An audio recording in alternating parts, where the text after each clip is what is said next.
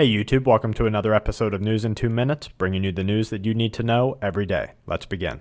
Large protests have erupted on the streets of Cairo after announcements by Egyptian security officials that forces will begin closing major demonstration camps within the coming hours.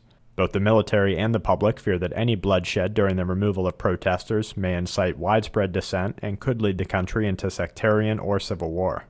Iran and Russia have reportedly negotiated a deal that will see Russia build a new nuclear power plant for the Islamic Republic, as head of the Russian Nuclear Energy Corporation said in a statement that Iran will soon be given 100% control over the Bushehr nuclear power plant. The handover will give up Russia's role in nuclear waste disposal, a move that Western countries say will allow Iran to use the spent fuel rods to make nuclear weapons. In flu news, the United Nations announced that insufficient evidence exists to declare camels as the sole source for the MERS coronavirus. Over 60% of this year's H1N1 infections in India have been young and healthy adults, causing alarm with some scientists saying that the virus may have mutated. The Indonesian government will begin screening travelers from Asia for signs of the H7N9 avian flu, and the government of Nepal will withhold its declaration of a biological emergency for bird flu as health officials measure current quarantine methods.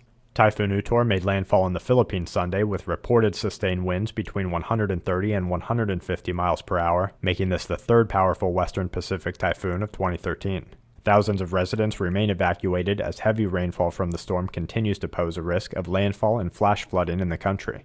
The leader of the Roman Catholic Church has urged the over 1 billion practicing Catholics to protect the environment and the poor, while asking that members of religions worldwide stand united against sectarian fighting. Mega, one of the only companies that have stood up to tyrannical political oversight and won, has announced that it will launch a secure email service within the next 4 to 6 weeks. Japan's economic growth has slowed, raising questions about whether the country's bid to stimulate growth was helping and if the country would launch a series of tax hikes in the near future.